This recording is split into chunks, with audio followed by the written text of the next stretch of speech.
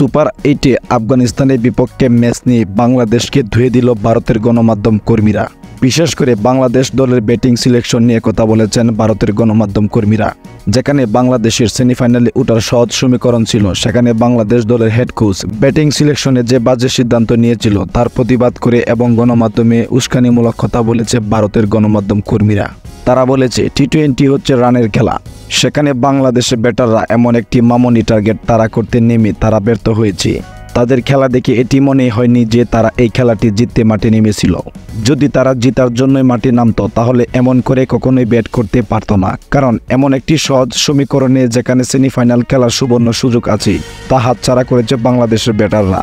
আর তাতে প্রশ্রয় দিয়েছে বাংলাদেশ দলের হেড কোচ হাতুড়ি সিং। তিনি যদি ভালো ভালো ব্যাটার সিলেকশন করত তাহলে হয়তো বাংলাদেশ দল এমন ভুল করতো না। বিশেষ করে বাংলাদেশের ইনফর্ম ব্যাটার তাহিদ হৃদয়কে নামানো হয়েছে 6 নম্বরে, যিনি বাংলাদেশ দলের পক্ষে ফর্মে ছিলেন। তাকে যদি আরেকটু আগে নামানো হতো তাহলে বাংলাদেশ দল সহজেই ম্যাচটি জয়লাভ করতে পারত। আর এমন একটি ভুল সিদ্ধান্তের জন্যই বাংলাদেশ দল এই ম্যাচটি হেরেছে।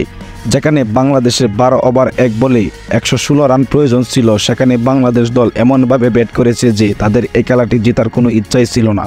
যদি জেতার ইচ্ছাই থাকতো তাহলে বাংলাদেশ কখনো এমনভাবে ব্যাট করতো না।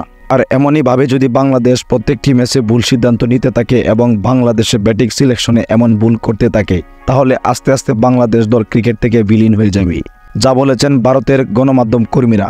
সুপ্রিয় দর্শক, ভারতের গণমাধ্যম কর্মীরা যে কথাগুলো বলেছেন এগুলো কি আসলে ঠিক কিনা তা অবশ্যই কমেন্ট বক্সে আপনাদের মতামত জানিয়ে যাবেন।